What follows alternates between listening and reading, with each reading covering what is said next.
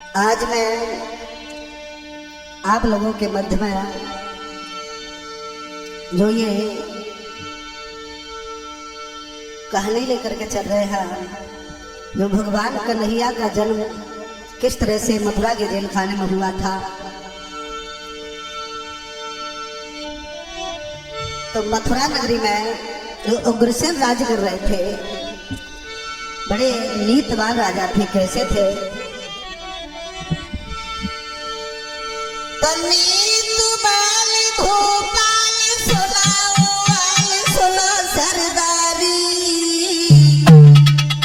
और पति विरताशील स्वभाव की पावन रेखा घरवाल।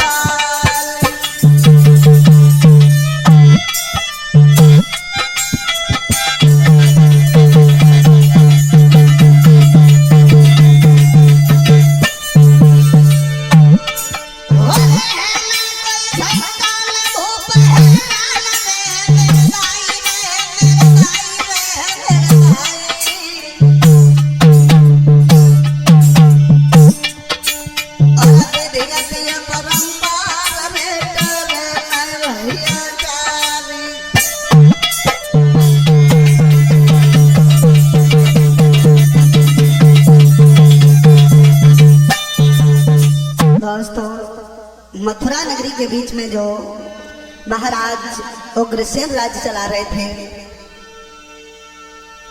पवन रेखा नाम की बड़ी सुंदर पत्नी थी, लेकिन भगवान की कृपा कुछ और थी। उनके घर पे जब कोई संतान नहीं पैदा हुई है, तो एक दिन पवन रेखा अपने पति से दोनों हाथ जोड़ करके जवाब दिया, महाराज समझ में ये बात नहीं आ रही, मेरे सब कुछ है, धन है, दौलत है, राज है, पाठ है, लेकिन घर में एक संतान नहीं है। महाराज मुझे ये सागल भी अच्छा नहीं लग रहा है।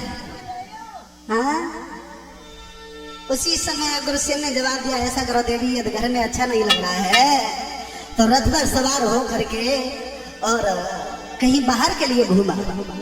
उसी समय तो रथ को बढ़ के चली अगारी, और सदियन को सरवे कलिया में पहुंची मारी।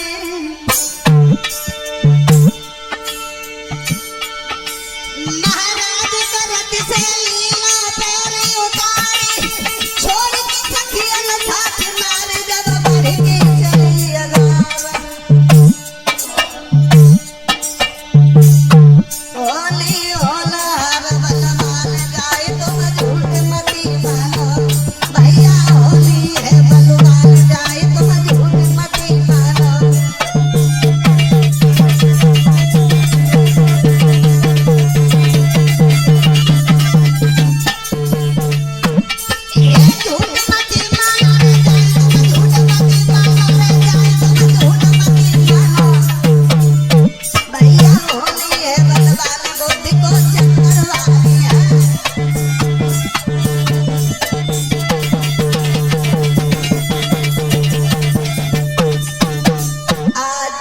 पवन रेखा जिस समय सहेलियों के साथ में घूमने के लिए गई है, और जब बाग में पहुंची है रथ पर सवार होकर के, सहेलियों को साथ में लेकर के जिस समय बाग के करीब गई है, बाग में पहुंचने से पहले अकस्मात आंधी आ गई।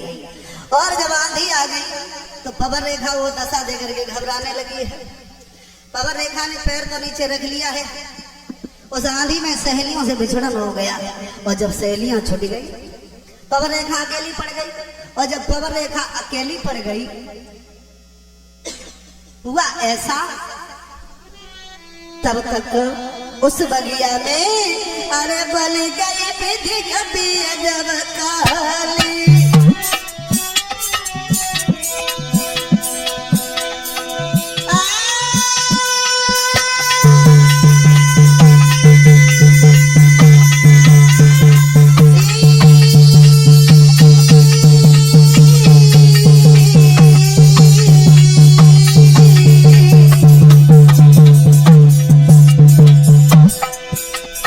बने बगिया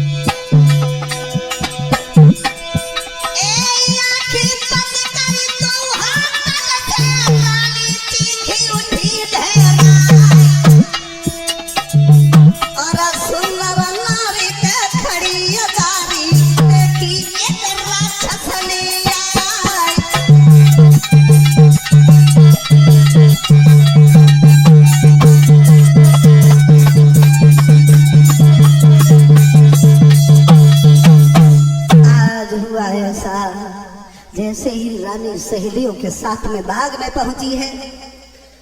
और जब सहेलियां बिछुड़ गई हैं उस आंधी में, उस तूफान में, जब सहेलियों से बिछड़न हो गया है, रानी जब अकेली पड़ गई है, आंखें बंद करके जब उस बगीचा में बैठ गई है, तब तक देखा है दुर्मिलन नाम के राक्षस आ गया। उस राक्षस ने जैसे ही देखा है, हाजी इतनी सुंदर पत्नी और लला, हाँ, जब बाग में, अब हम इसे छोड़ेंगे नहीं, इसके साथ में भोग विलास करेंगे।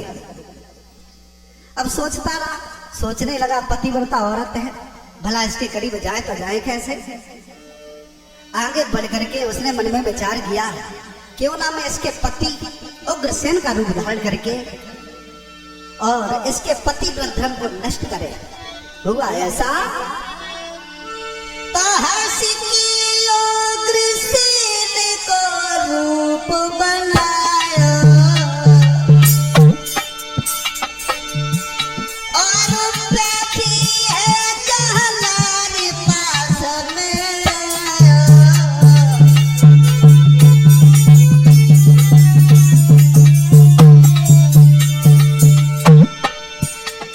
वो दुर्मिलिक नाम का राक्षस आगे बढ़ा, अपनी योग सृष्टि से अपना स्वरूप को बदला, उग्रसेन का रूप बना करके रानी के पास में पहुंच गया। महाराज पहुंच गए झट रानी से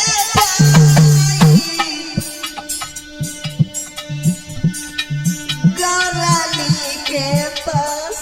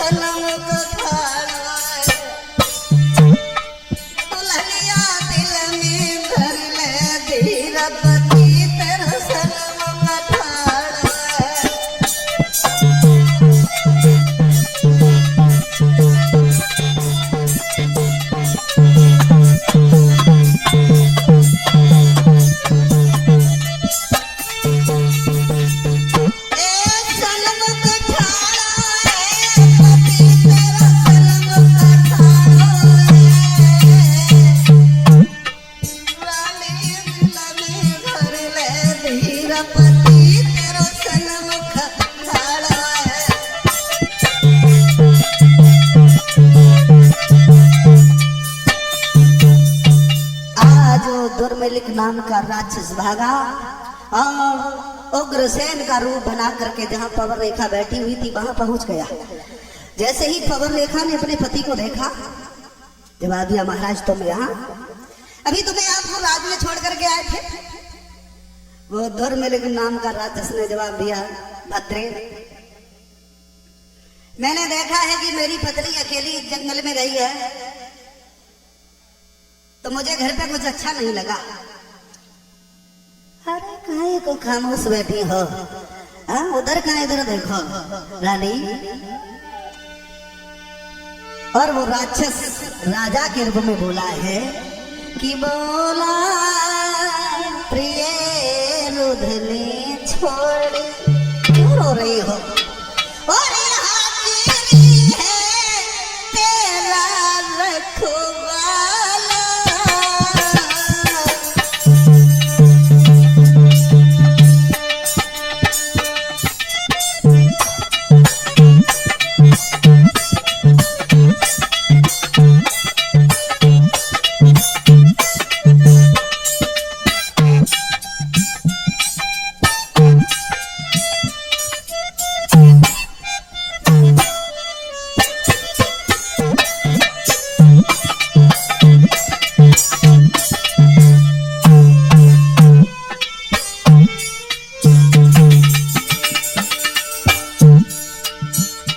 मैंने क्या कहा रानी,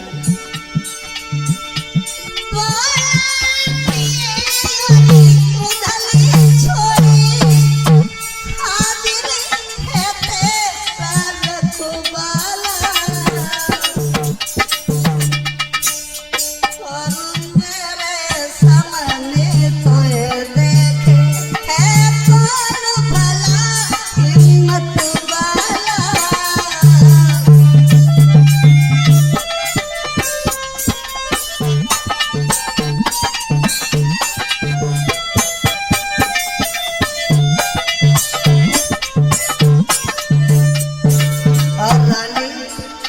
चिंता छोड़ो, मैंने क्या कहा, मेरे पास आए।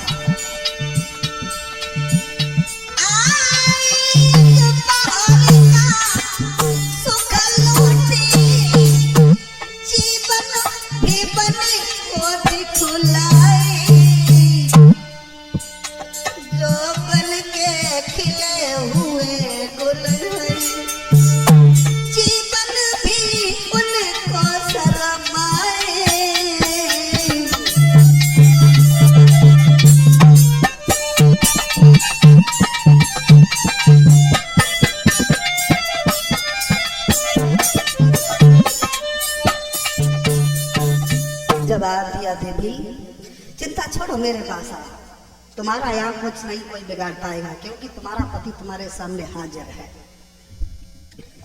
जैसे ही पवन लेखा ने देखा है कि हमारा पति इस बाग में मौजूद है, भला हमें किसी का डर नहीं है, तो लिखा तो यहाँ तक है भागवत में कि उस दुर्मिलक नाम के राक्षस ने धोखा में आकर के रानी के साथ में भोग विलास किया है। कि धोखा में उस नीच ने कियो सती संग भोग, और प्रकट है गयो अंत में और पापी का संयोग। अंत में उस पापी ने रानी के पति वृद्धर्म को नष्ट किया है, अंत में अपने रूप में आ गया, और जो अपने रूप में आया, रानी ने जैसे ही देखा पैरों के तरह धरती खिसक गई। जवाब दिया, ओरे कमीन तू, ओरे नीच, ओरे अभागे, तूने मेरे साथ अच्छा नहीं किया, तूने मेरे पति वृद्धर्म को नष्ट कर दिया। ओरे कमीन, अब क्या करें, क्या करें? लाचार हूं और करना जौहर दिखला देती, और अपनी शक्ति से जला करके मिट्टी में सोई मिलाई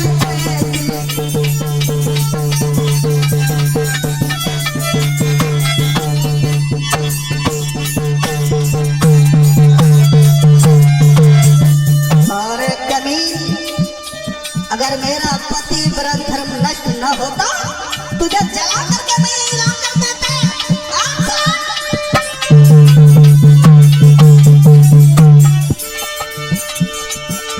लाचारी होनी तेज हो, बरला जौहर दिखला देती, अपनी शक्ति से, अपनी शक्ति से जला करके मिट्टी में कोई मिलाए देती।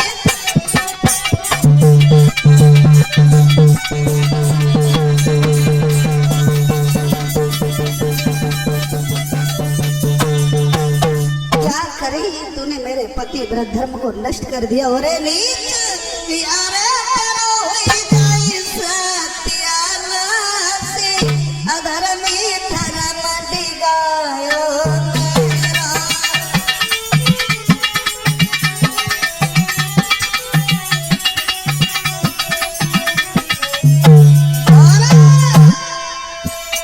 जो पहले ध्यान में लेती, काफी पसंद करते थी जो,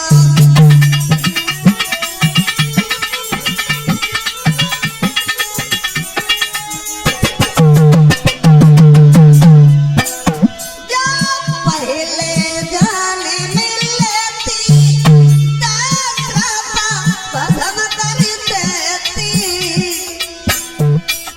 अरे मेरा जीवन भाव बेकार, अधर्मी धर्म डिगायो मेरा।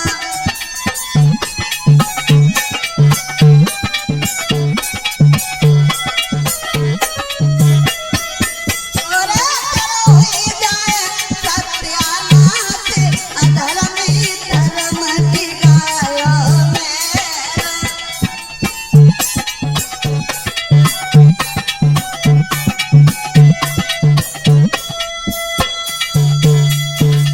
जवाब दिया, और कमीन, अगर मैं इस बात को पहले जान लेती कि तू मेरा पति नहीं है, तू कोई और है, तो तुझे मैं अपनी शक्ति से जला करके राख कर देती। लेकिन क्या करें, राक्षस कहने लगा घबरा क्यों रही हो रानी, चिंता छोड़ो, तुम्हारे गर्भ से एक पुत्र पैदा होगा। रानी ने जवाब दिया क्या पुत्र पैदा होगा, तेरे जैसा राक्षस पैदा होगा? जवाब दिया राक्षस तो खैर पैदा होगा रानी, मगर उसे मारने के लिए स्वयं भगवान को अवतार लेना पड़ेगा, दुनिया वाले उसका कुछ नहीं कर पाएंगे। और वो राक्षस बोला खैर राक्षस तो पैदा होगा रानी, कि मेरे समान योद्धा होगा, भाई जीत न कोई पाएगा।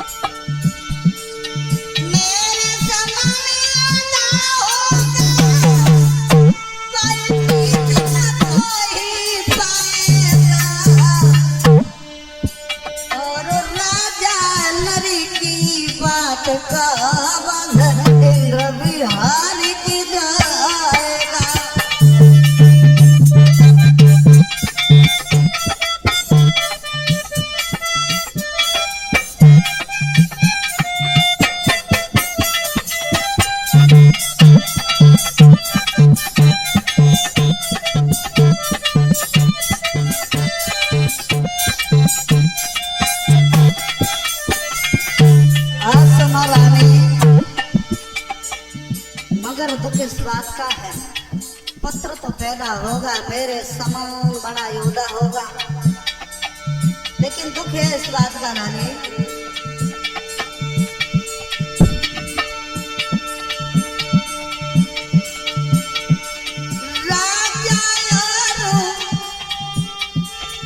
ये छोड़ो, राजाओं की हिम्मत छोड़ो रानी, ऋषियों ब्राह्मणों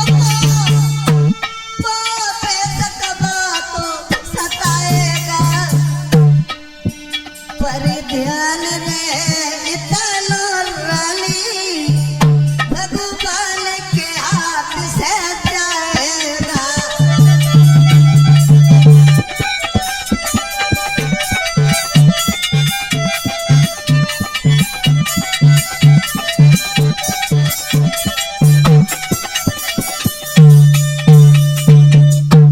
समान योद्धा जरूर होगा, लेकिन भगवान के हाथों से वो मुक्ति को पाएगा।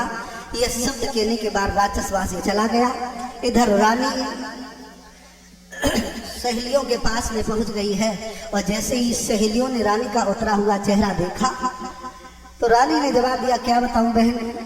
रानी बोली तुम निकल गई, एक बंदर ने हमें सताओ है, सारो सिंगार उजाड़ गयो, बहना चुनरी को फाड़ो है। सारी कहानी छुपा ली है रानी ने। रानी इधर महलों में गई है, अपने पति को भी छुपा लिया है। अब धीरे धीरे धीरे धीरे समय गुजरता चला गया,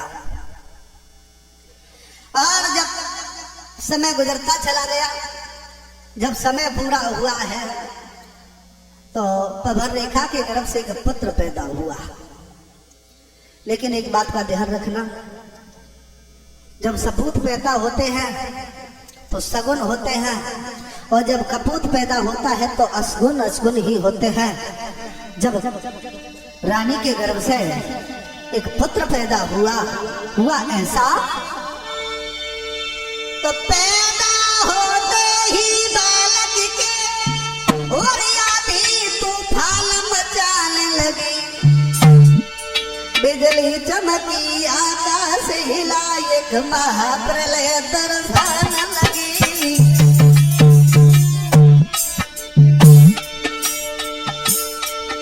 जब कपूत पैदा हुआ, वो राक्षस पैदा हुआ, असगुन पर असगुन। पैदा होते ही बालक के आधी तूफान मचाने लगी,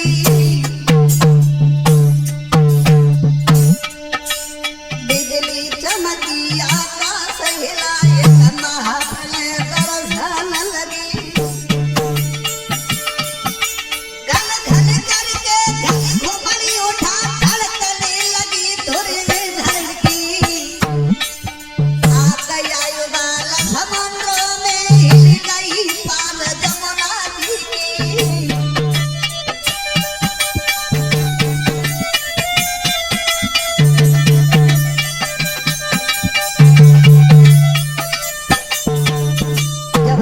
के गर्भ से पुत्र पैदा हुआ पवरेखा के गर्भ से, तो अशकुन ही अशकुन होने लगे हैं, आंधी आने लगी है, पानी बरसने लगा है, तूफान पर तूफान आने लगा है, बिजली चमकने लगी है, यमुना में उफान आ गया है। जब ऐसा पुत्र पैदा हुआ तो सेन समझ गए हैं निश्चित ही हमारे घर में कपूत पैदा हुआ है। अब धीरे धीरे जब वक्त गुजरता चला गया, वो बालक घर में कुछ और बड़ा हुआ, और जब बालक घर में कुछ बड़ा हुआ और वह बालक को नाम लला उनको कंस पड़ा। महाराज उग्रसेन ने उस बालक का नाम कंस रख दिया, जैसा काम और उसी तरह का नाम। अब धीरे धीरे जब कंस बड़ा हुआ, कंस जब कुछ बड़ा हुआ, ज्यादा नहीं खेलने लायक हुआ था। अब कंस काम क्या कर रहा है? कंस किसी के बच्चे को लेके जाता है, किसी के बच्चे को जमुना में ढकेल देता है, किसी के बच्चे का पैर तोड़ देता है, किसी के बच्चे की आंख फोड़ देता है, किसी की बच्ची को छेड़ता है। जब लोग कंस की शिकायत लेकर के उग्रसेन के करीब आए, जवाब दिया, महाराज त्रायमान, आप ही रक्षक, आप ही भक्षक, तुम्हारे पुत्र ने मेरी पुत्री को छेड़ा है। आप राजा हो, इसका मतलब ये नहीं कि आप मेरी पुत्री की इज्जत को छिपाओ। उग्रसेन ने कहा, सब कुछ देखा जाएगा, मैं अपने पुत्र को समझाएंगे। वो हट नहीं पाता है, दूसरा उल्हाना लेकर के आ जाता है, कहता है, महाराज तुम्हारे पुत्र ने मेरे पुत्र की आंखें फोड़ दी। वो भी नहीं हट पाया, तीसरा खड़ा हो गया है, जवाब दिया, महाराज एक बात का ध्यान रखना, जब शेर अपने तामस में आकर के जंगल को तोड़ देवे तो लास्ट में वो अपने प्राण कहां बचाएगा? महाराज तुम अच्छी तरह से जानते हो, जो रिश्ता शेर और जंगल का होता है वही रिश्ता प्रजा और राजा का होता है। एक बात ध्यान रखना, आज के बाद अपने पुत्र को समझा लेना। अब उग्रसेन ने कंस को बुलाया, जवाब दिया, बेटा कंस, लला ये काम अच्छा नहीं है, तुम किसी की बच्ची को छेड़ते हो, किसी के बच्चे के पैर तोड़ते हो, किसी की आंखें फोड़ते हो, ये अच्छा काम नहीं है। कंस ने जवाब दिया, पिताजी आज समझ में आ गया है, आप बूढ़े हो गए, साथ साथ में आपकी बूढ़ी अकल भी हो गई है, अब ये राज्य तुम्हारे हाथ में नहीं बल्कि राज्य हमारे हाथ में होना चाहिए। लगाइए अंदाजा, अपने पिता उग्रसेन को जेल में डाल दिया है, स्वयं मथुरा की राजगद्दी को संभालने लगा है। दोस्तों अब राजा बना है कंस राज, कानूनी नए बनने लगे, खायलो चाय और भंगल के रबड़ी संग भोजल खबल लगे।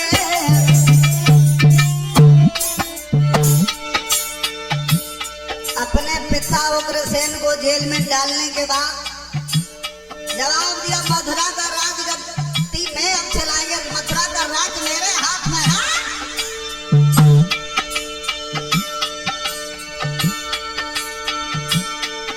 जब कंस राजा बना है, गौशाला कहीं पे जल रही है, कहीं टूट पे है, पड़ती है मारा ब्राह्मणों पे, ऋषियों के माथा फूटते हैं।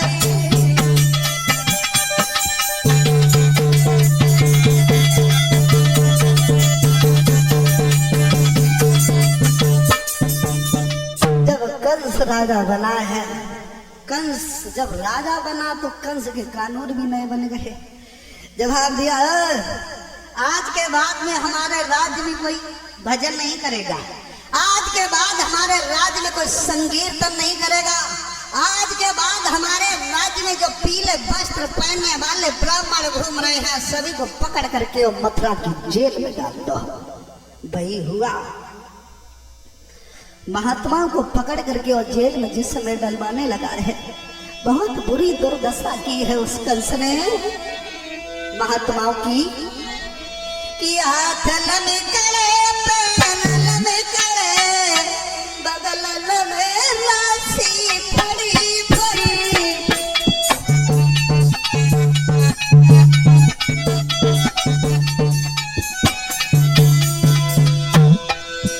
और देव में चले यद जला साग तसला में रोटी सड़ी भई।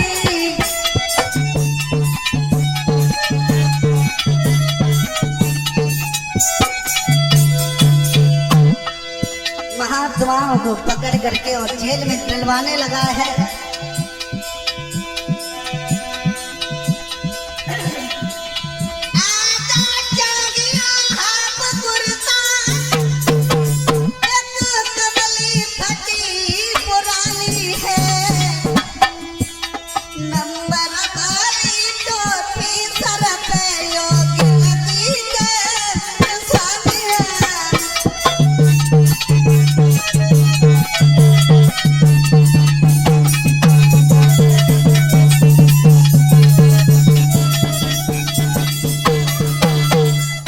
महात्मा को पकड़ करके जैसे ही जेल में डालने लगा, अब धीरे धीरे वक्त गुजरता चला गया। जब संत महात्मा को, भगवान के भक्तों को जब कंस दुख देने लगा है, धर्म जिस समय जाने लगा तो पृथ्वी ने जवाब दिया, तुम कहां जा रही हो? पृथ्वी ने जवाब दिया, महाराज जब तुम ही नहीं रहोगे, जब धर्म ही नहीं रहेगा तो मैं यहां रुक करके क्या करेंगे? आज धर्म जो था वो बैल के रूप में आ गया और पृथ्वी जो थी वो गाय का रूप धारण करके और रोने लगे हैं।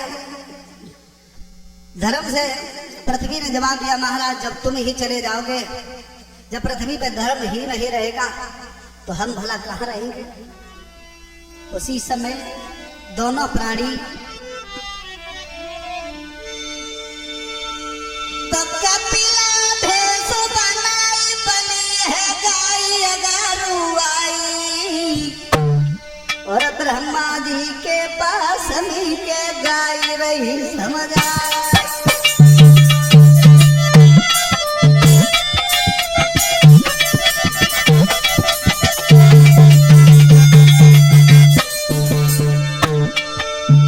गाय का रूप धारण करके पृथ्वी और धर्म बैल के रूप में जब ब्रह्मा जी के करीब गए हैं, जवाब दिया, प्रभु अब भला क्या करें? कंस के पापों से मैं दबी जा रही हूँ।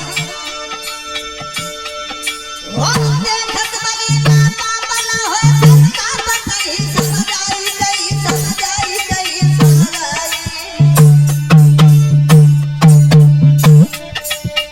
ब्रह्मा जी ने बाप बेटे गाई अरे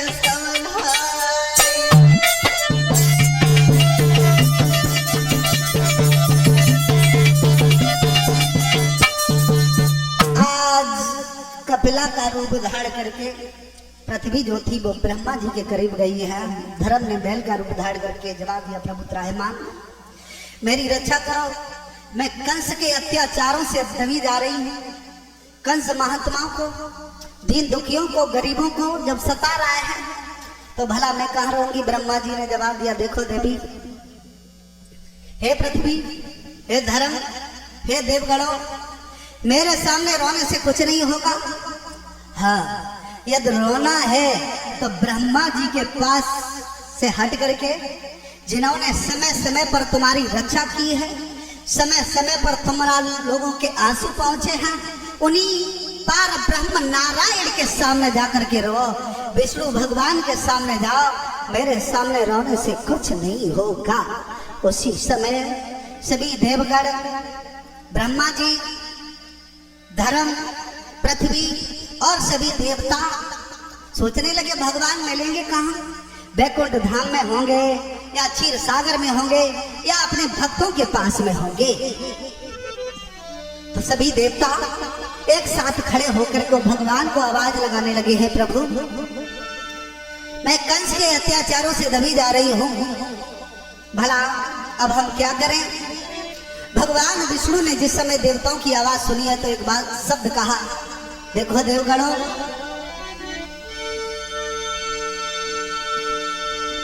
कि हे देवगणों हे मुनि वृंदो, अब ज्यादा बिथा सुनियो ना।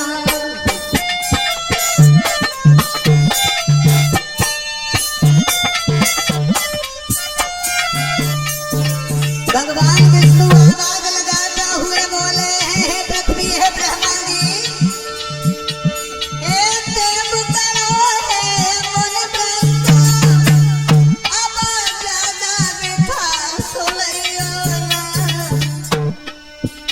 हे वसुंधरे निश्चिंत रायव, कोई कोई हमें रुलाइयो ना।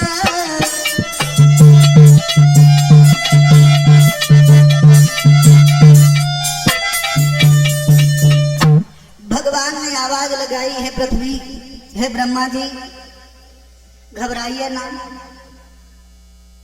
मैं आप लोगों की मुसीबत को, कष्ट को समझ सकते हैं। अब मैं आप लोगों का कष्ट दूर करेंगे, लेकिन थोड़ी आप लोगों की सहायता चाहते हैं। देवता कहने लगे, प्रभु हमसे सहायता क्या? जवाब दिया, तुमसे कोई बड़ी सहायता नहीं, छोटा सा काम है। भगवान बोले हैं कि तुम जा भूमि पर करो याद रूप,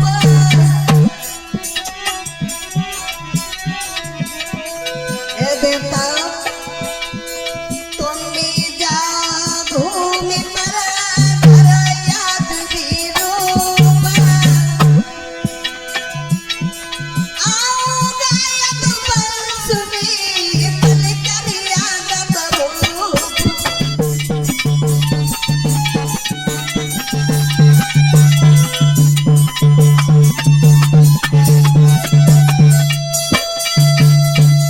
तुम सब देवता जाओ और पृथ्वी पर यादव वंश में प्रकट हो, और मैं यादवों का राजा बन करके और आप लोगों के करीब आ रहा हूं।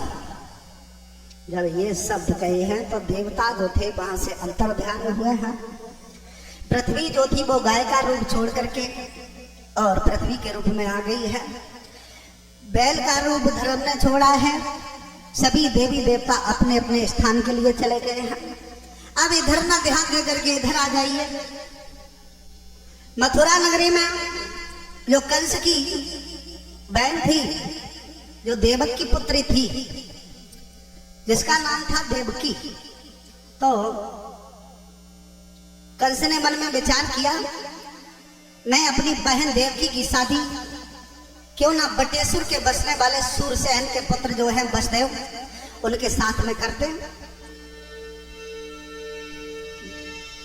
देवक की सलाह जिस समय ली है तो बड़े हर्ष उल्लास से वसुदेव के साथ में देवकी की शादी की है। और देवकी की जिस समय शादी की, देवकी आंखों में आंसू भर के कंस के पास में आई, दबा दिया, भैया भूल मत जाना, मौका लगे तो फिर बुलाना। और देवकी कंस की बाहों को पकड़ करके और रोने लगी है कि काए बियाई विदेशी ओ भैया,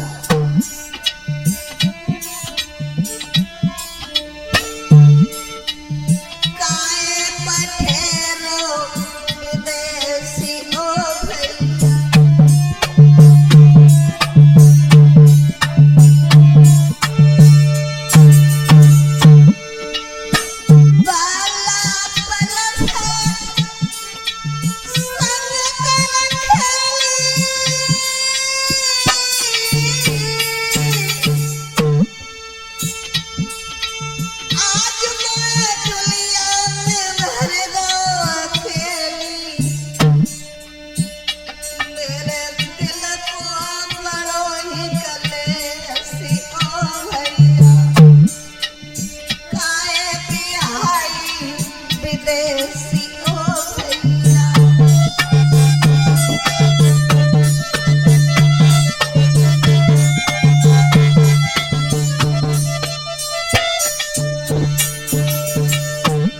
कहने लगा बहन रो मत, तू रो रही है कष्ट मुझे होता है बहन, क्या करें समझ में ये नहीं आता है। बेटी पराया धन होती है, इसलिए तुम अपने घर के लिए जाओ बेटी। बहन मत रो बहना, क्यों रोती है,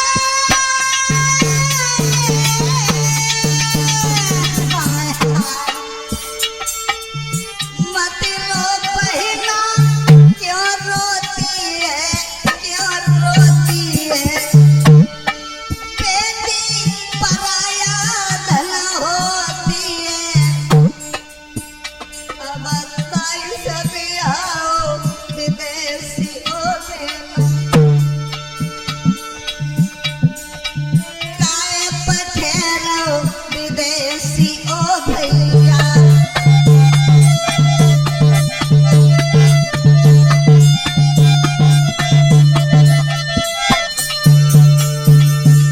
बसदेव ने जवाब दिया कंस राज अब ज्यादा समय नहीं है, देवकी जिस समय चली है तो कंस ने जवाब दिया मैं अपनी बहन को स्वयं रथ को सवार होकर के और बहन को छोड़ने के लिए बटेश्वर तक चलेंगे। हुआ ये रथ में देवकी जा रही है और पीछे से पुरुष आ रहा है, ताके पीछे कंस राज मधुदेव कुंवर का थाना है।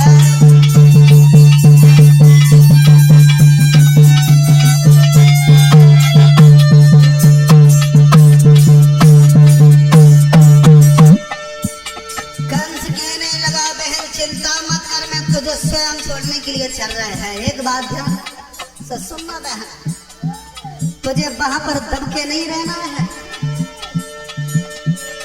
क्योंकि तू जानती है कंस की बहन है। कंस बड़े हंसी खुशी से देवकी को विदा कर रहा था, तब तक देवताओं ने आकाशवाणी लगाई और कंस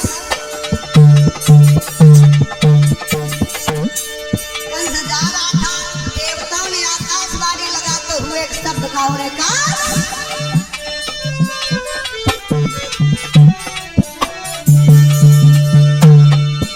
जिस पहले देवनी कोई बड़ी साही से तू पहुंच जाता है, जाई के गलत नहीं हो बदलाया बदलारी तेरो मुझे है।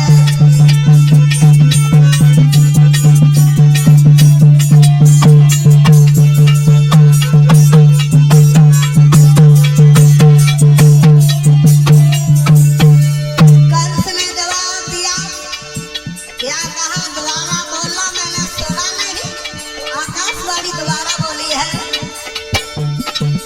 ओ कंस राज मत भूल जरा ये फूल धूल मिल जाएगा, देवकी का आत्मा बालक होगा तुझको मार गिराएगा।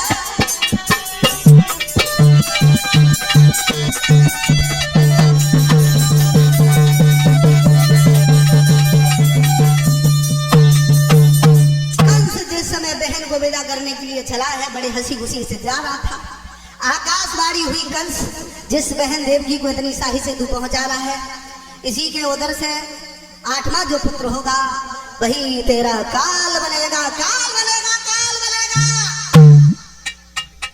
कंस के पैरों के तरते धरती खिसक गई। जवाब दिया तुम कौन हो? देवताओं ने कहा तेरे शुभ चिंतक। यह शब्द कहने के बाद आज देवता तो चले गए, कंस कुछ देर खड़ा रहा, उसके बाद में तलवार उठाई और तलवार लेकर के जैसे ही बहन देवकी के ऊपर प्रहार किया। बहन ने जवाब दिया भैया ये क्या कर रहा है, अभी तो मेरी हंसी खुशी से बहुत अच्छी तरह से विदा कर रहा था और अब तेरे हाथ में ये तलवार। कंस ने जवाब दिया बहन शायद तूने अभी देवताओं की बाणी नहीं सुनी, तेरे गर्भ से 8वां जो पुत्र होगा वो हमारा काल बनेगा, ऐसा मुझे देवताओं ने बताया है। जवाब दिया भैया अगर ऐसी बात है तो उठा तलवार, भग जा मेरे पेट में, न रहेगा बांस और न बजेगी बांसुरी, मुझे ही न रख भैया, तेरा काल कहां से आएगा। उसी समय जैसे ही तलवार को उठाया, देवकी के ऊपर प्रहार किया, वसुदेव ने वही पकड़ लिया। जवाब दिया ठहर जा भोजराज कंस, ये क्या कर रहा? अरे कंस, ये कंस से गोल मारा तेरी पैना लगे।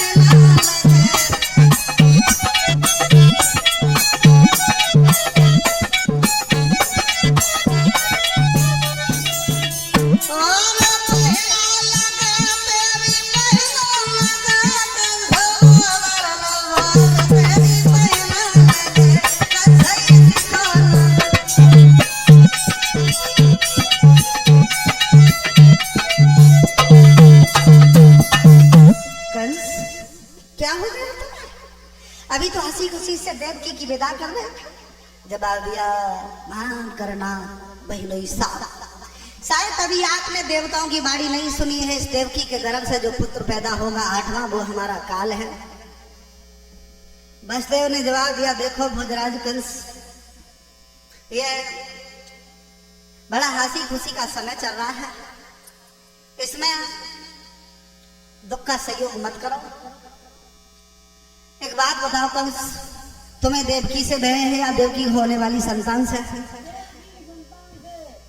तो घबराइए ना। उसी समय जब कंस ने यह कहा मुझे देवकी की संतान से भय है, तो वसुदेव ने जवाब दिया सुनो कंस, घबराना, देवकी के जो भी संतान होगी मैं श्रद्धा सहित आपको समर्पित करते जाएंगे। अब मारना या छोड़ना ये काम आपका है।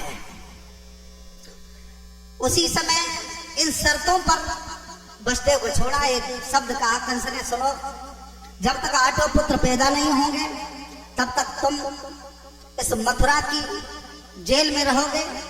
बारात अपनी भेज दो और तुम दोनों प्राणी यहां से नहीं जा पाओगे।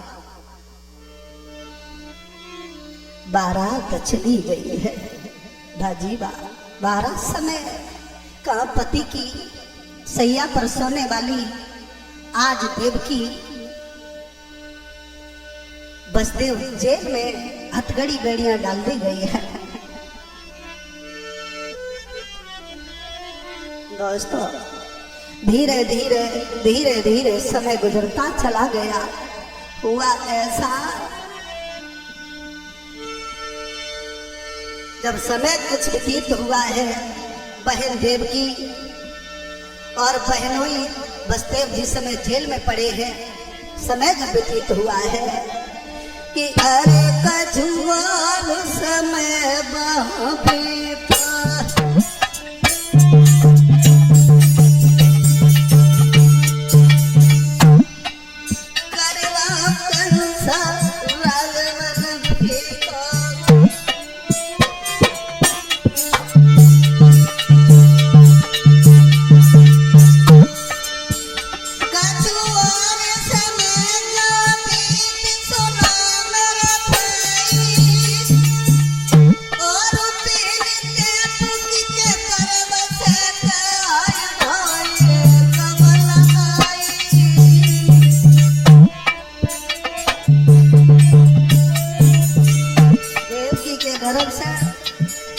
समय बीतने के पश्चात एक पुत्र पैदा हुआ। महाराज बात ने लीलों को उठाई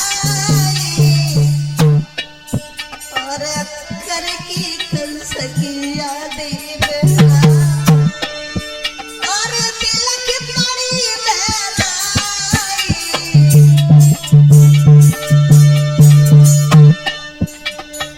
भैया ये सो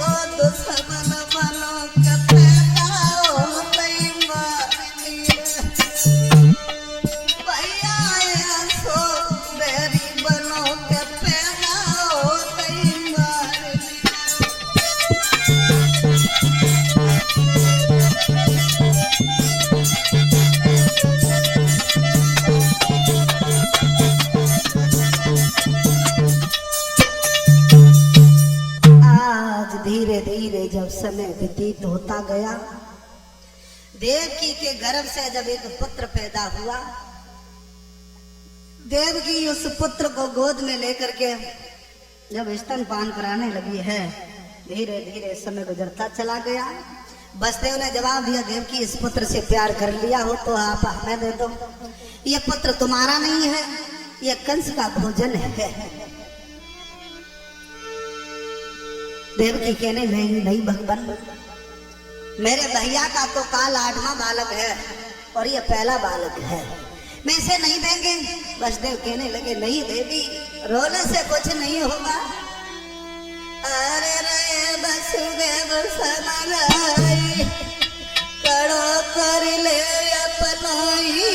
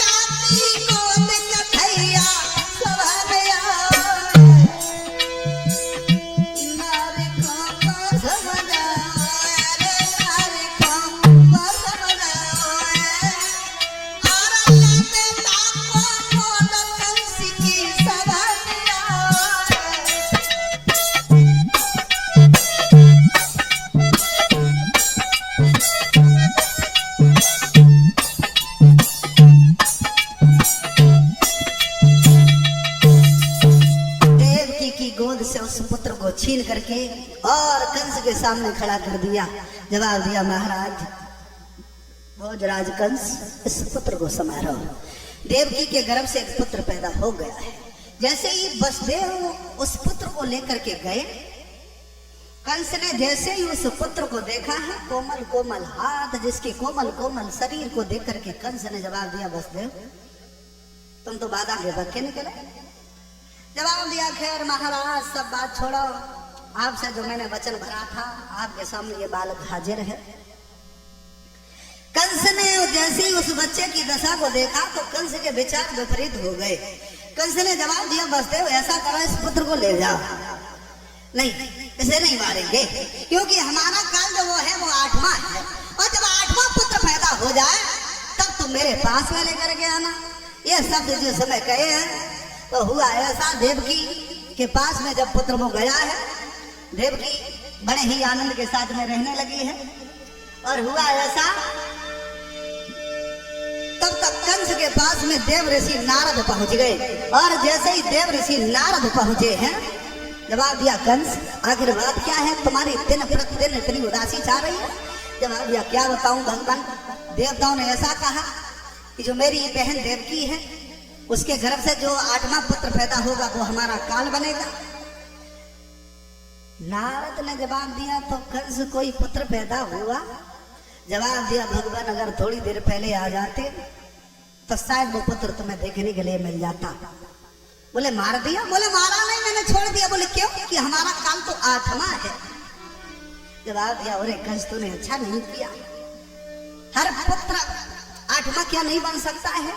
8वां पुत्र क्या पहला नहीं बन सकता है? कंस की बुद्धि को विपरीत किया है। नारद वहां से चले गए, कंस भागा। देवकी उस पुत्र को खिला रही थी तो देवकी के हाथों से उस पुत्र को छीन करके जैसे ही जमीन पे पटका है, बांस के वो लोथड़े बिथड़ गए हैं। अंत में भाइयों इसी तरह से कंस ने देवकी के एक नहीं 6 पुत्रों की हत्या कर दी। और 6 पुत्रों की जब हत्या कर दी है, 7वां पुत्र जब गर्भ आया है देवकी के उदर में, तो 7वां गर्भ खंडित करके योग माया ने रोहिणी के गर्भ में प्रविष्ट कर दिया। अब 8वां गर्भ जब आया है, कंस ने आदेश कर दिया है, जहां एक एक पहरेदार लगता है वहां 4-4 पहरेदार लगा दो। जहां पर पहरेदार लगते हैं पर 20-20 पहरेदार लगा दो। भाइयों,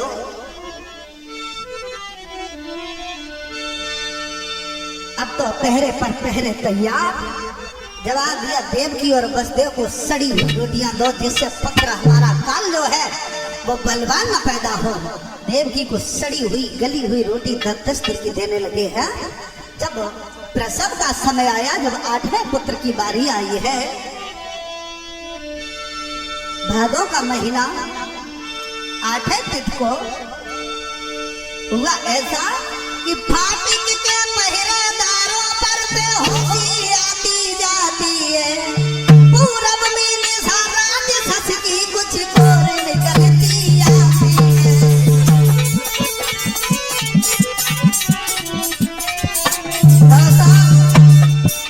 भादों के महीना तिथि 8 है, रात्रि 12 बजे, दिन बुधवार। दोनों कैदी जिस समय जेल में पड़े थे, इतने में आई जेल की चमक उठी दीवारी। कैदी भक्तों के यहाँ आए जगदाधार।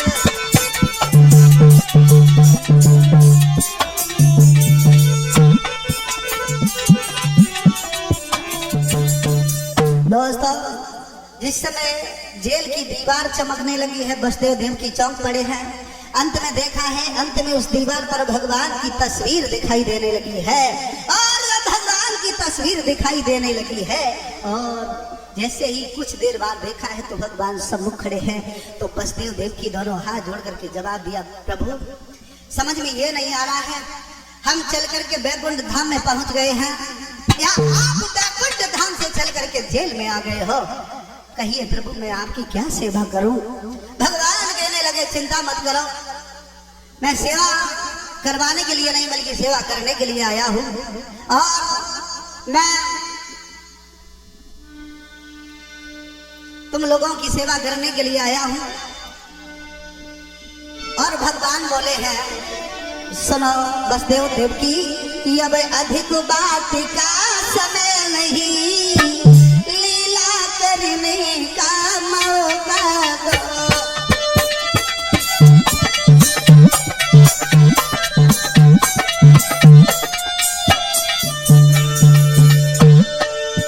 और रात ही रात में किसी तरह गोकुल में मुझको पहुंचा दो।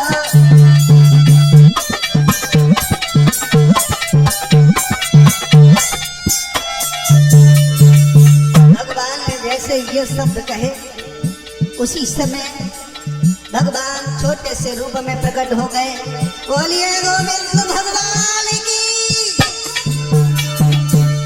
भगवान का अवतार हो गया है भाइयों। आज हथकड़ी भेड़ियां जंजीरें सब टूट गई हैं। वसुदेव ने उस पुत्र को एक पालने में रख करके और जैसे ही चले हैं गोकुल के लिए, हुआ ऐसा, यमुना ने देखा है बाकी बात कन्हैया हमारे से गुजरते हुए जा रहे हैं। यमुना ने भरो भर गई ऊपर आई, और देखती वसुदेव के तब ही घबराई।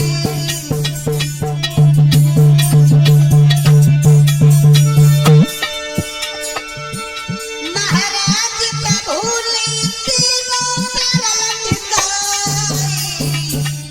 और छुई के पाँव भगवई तब पहुँचे गोकुल जाए।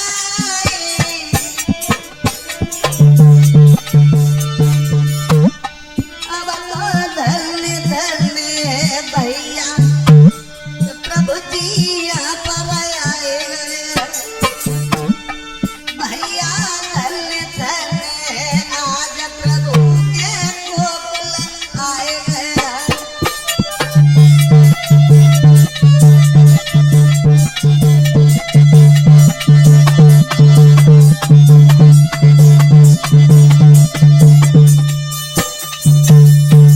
इस तरह से भगवान का अवतार हुआ है उस गोकुल में। और भाकर आगे अतिशीघ्र ही हमारी सत्यवान सावित्री का इतिहास आप लोगों के बीच में आने वाला है। साथ साथ अरे अंकुश यादव लंगला दौलत को और ढोलक मधुर बजावे और सिद्धू यादव शिष्य हमारो चिमटा पे लहरावे।